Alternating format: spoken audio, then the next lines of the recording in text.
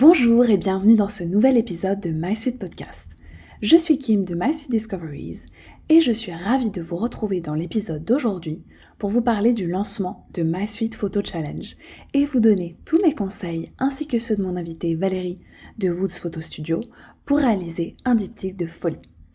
Alors, je suis vraiment navrée, au moment où j'ai enregistré ce podcast, il y avait des gros travaux dans ma rue. Et je me suis aperçue, malgré l'utilisation d'un micro et de tout un système, qu'il y a quand même quelques bruits de fond dans l'enregistrement principal. Donc j'espère que ça ne vous dérangera pas trop. Et je suis navrée pour ce désagrément. Vous êtes passionné par l'univers de la food sous tous ses aspects, cuisine, photo, marketing, business. Eh bien, j'ai une bonne nouvelle pour vous, vous êtes au bon endroit. Au menu de MySuite Podcast, des interviews de chefs, d'experts en photographie culinaire et des conseils business et marketing. Que vous soyez restaurateur, photographe culinaire, blogueur ou tout simplement passionné de food, j'ai pensé à vous et les astuces utiles seront au rendez-vous. Bienvenue dans ce nouvel épisode de MySuite Podcast. Je suis ravie de vous retrouver aujourd'hui pour un nouvel épisode au format vitamine, donc c'est-à-dire un format plus court et plus précis. Aujourd'hui, on va parler de MySuite Challenge. Donc ceux d'entre vous qui me suivent sur Instagram le savent déjà, j'ai lancé la semaine passée un nouveau challenge en photo culinaire avec mon invitée, la talentueuse Valérie de Woods Photo Studio. Donc le thème de ce challenge c'est le diptyque et on va en parler plus en détail dans quelques minutes. Alors, petite info, je n'ai pas enregistré cet épisode de MySuite Podcast avec Valérie pour des raisons de temps, mais elle sera très prochainement l'invitée d'un nouvel épisode de MySuite Podcast. Donc c'est vrai qu'au début, j'avais pas forcément prévu de faire d'épisodes de podcast pour le challenge, mais au vu de votre engouement en story, et comme je sais que vous aimez bien ce format de podcast, j'ai quand même décidé d'en faire un. Donc voilà un petit peu le contexte, le pourquoi du comment. Donc maintenant, on va revenir à nos moutons. MySuite Challenge. Donc MySuite Challenge, c'est un nouveau challenge en photo culinaire. Donc a priori pour l'instant, j'ai prévu de faire une édition, peut-être de le faire de manière ponctuelle. On verra on verra ce que ça donne. D'ailleurs, n'hésitez pas à m'envoyer un petit DM sur Insta, un email, un message, bref. N'hésitez pas à me contacter si ce genre de challenge vous plaît.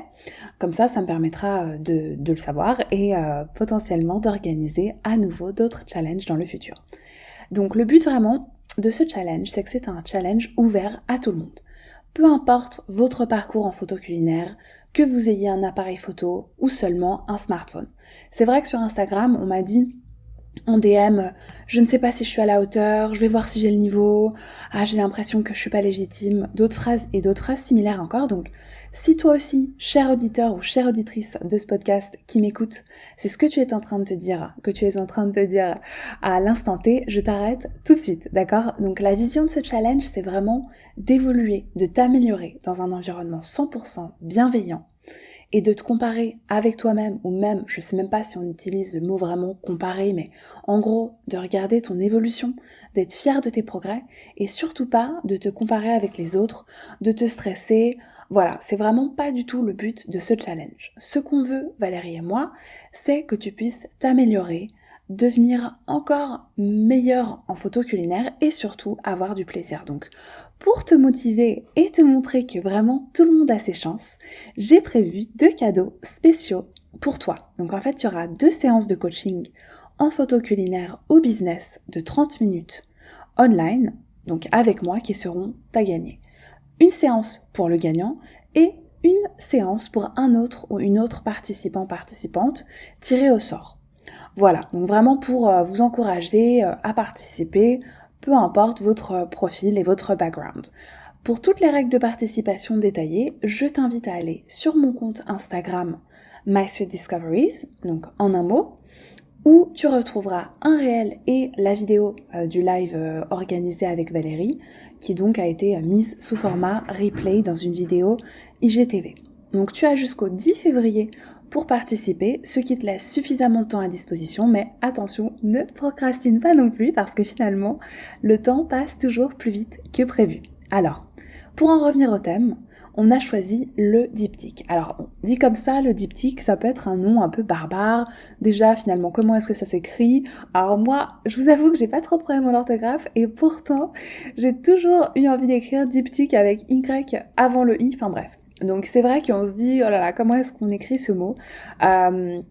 Mais au final, c'est beaucoup plus simple que ce que l'on pense. D'ailleurs, petite parenthèse, de live en direct, donc je vous dis que j'ai pas trop de problèmes en orthographe, donc c'est vrai, c'est pas du tout de la prétention ou quoi. Par contre, je me rends compte que souvent quand on écrit rapidement des posts Insta, je me rends compte de fautes absolument affreuses. Donc je m'excuse d'avance de ces fautes, et voilà, et j'espère que c'est pas ce que vous êtes en train de vous dire quand je vous parle de mon orthographe. Bref, voilà, petite parenthèse fermée. Donc pour en revenir au diptyque, en fait, il s'agit juste de créer 2 photos ayant un lien et une histoire. Donc soit tu peux faire un montage sur Canva ou une application similaire et rassembler les 2 photos en une image, soit faire ça sous forme de carrousel. Donc maintenant, je vais partager avec toi mes sweet tips ainsi que ceux de Valérie pour bien réussir ce thème. Alors, tout d'abord, conseil numéro 1, pense à l'histoire que tu aimerais créer derrière ton diptyque. Donc, qu'est-ce que tu veux raconter à ton spectateur? Quelles émotions doit-il ressentir? Vraiment réfléchis au storytelling, ça c'est un élément hyper important, le storytelling, et ça va vraiment te permettre de créer un diptyque qui soit plus puissant et qui ait plus de force. Deuxième conseil, réfléchis à la palette de couleurs de ton diptyque. Donc forcément, ça sera beaucoup plus facile de créer un diptyque cohérent si tu es dans une harmonie de couleurs, un camailleux de couleurs, ou en tout cas des couleurs complémentaires, des couleurs voilà, qui vont bien ensemble, qui ont une histoire, plutôt que si on est vraiment sur des images avec 2 histoires, 2 palettes de couleurs totalement opposées, qu'il sera donc plus difficile d'assembler. Troisième conseil, shoot en mode portrait. Donc ça, c'est un conseil de Valérie. Bon, je vais pas vous dire à chaque fois le conseil de qui c'est, mais voilà, petite parenthèse, c'est la réflexion que je me fais en relisant les conseils. Donc, conseil très pertinent de Valérie, tout simplement parce que ça te permettra d'assembler beaucoup plus facilement ton diptyque au moment où tu feras le montage, voilà, si tu décides de faire un montage, et de toute manière, ça sera plus agréable, ça sera plus dans la continuité. Conseil numéro 4, essaye de garder la même focale pour garder une certaine cohérence entre les photos. Donc ça, c'est vrai que c'est aussi voilà, quelque chose d'important, ça peut vraiment vous aider à avoir vraiment une belle unicité sur les 2 photos. 5e conseil, applique la même retouche aux 2 photos. Alors ça, vraiment, ça va te permettre de renforcer la cohérence et le lien entre les 2 photos. Donc bien sûr, il peut y avoir quelques changements. Par exemple, tu peux appliquer un filtre radial sur l'un des éléments des 2 photos et pas sur l'autre, évidemment, corriger des petits détails, accentuer certaines parties de la photo, mais là je parle plutôt des gros réglages, type contraste, saturation, luminance des couleurs, etc. Donc là en fait c'est assez lié au point sur la palette des couleurs, donc c'est vrai que si tu choisis une palette des couleurs de base assez similaire, c'est bien voilà que dans la retouche les couleurs soient également uniformes. Et puis, si maintenant tu es à court de créativité, voici aussi 2 conseils pour t'aider à réaliser ce diptyque. Le premier, c'est d'aller dans la nature. Alors dans la nature, franchement, il y a des superbes exemples qui seraient parfaits pour des diptyques. Donc par exemple, les fleurs, si on imagine un champ de lavande, qu'on pourrait imaginer vraiment voir en entier, puis en plan serré, voir en macro avec uniquement les fleurs de lavande. On a vraiment énormément de choses dans la nature qui sont finalement, qui pourraient être des magnifiques diptyques. Donc ça peut être une première piste. Et la deuxième piste, c'est de, par exemple, regarder un film. Idéalement un film avec des scènes un petit peu gastronomiques ou culinaires, parce que c'est vrai que dans les films, les plans d'image évoluent extrêmement rapidement pour éviter que le spectateur ne se lasse. Donc d'ailleurs, tu peux faire l'exercice, je crois qu'on en avait notamment parlé avec Julien dans l'un des tout premiers épisodes de My Sweet Podcast consacré à la flying photo, parce que Julien justement a tendance à regarder des films, enfin en tout cas à cette époque, au moment où on a enregistré le podcast, il me disait que souvent il s'inspirait des films, et c'est vrai que, voilà, comme dit, dans les films, les séquences, les prises de vue sont extrêmement rapides, donc ça peut aussi t'aider à avoir une vision nouvelle sur les éléments et à envisager d'autres angles de prise de vue. Alors, si tu veux tous nos sweet tips en détail, je t'invite à télécharger le book spécial que nous avons créé avec Valérie. Donc ce book contient plus de 15 pages avec toutes nos astuces pour réaliser le thème, des images d'exemples, un récapitulatif des règles de participation et une section spéciale où tu pourras noter tes impressions et ce que tu gardes en tête de ce challenge. Alors si tu veux progresser et t'améliorer en photo culinaire, c'est vraiment quelque chose que je te conseille de faire. À chaque shooting, note vraiment ce que tu as apprécié dans ton shooting, ce que tu aurais aimé avoir fait différemment, ce que tu dois retenir pour la prochaine fois.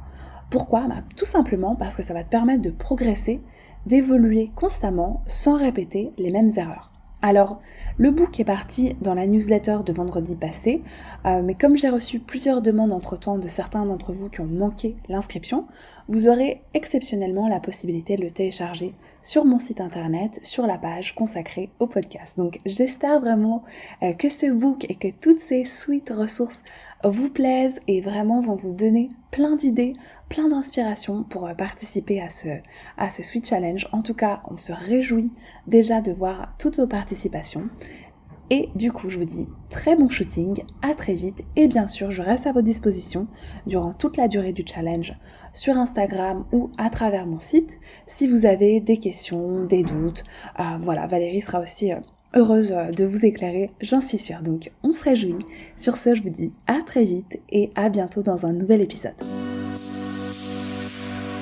J'espère que vous avez aimé ce podcast. Si c'est le cas, abonnez-vous pour ne manquer aucun de mes suites conseils food, photo, marketing ou entrepreneuriat qui vous guideront dans le monde de la food.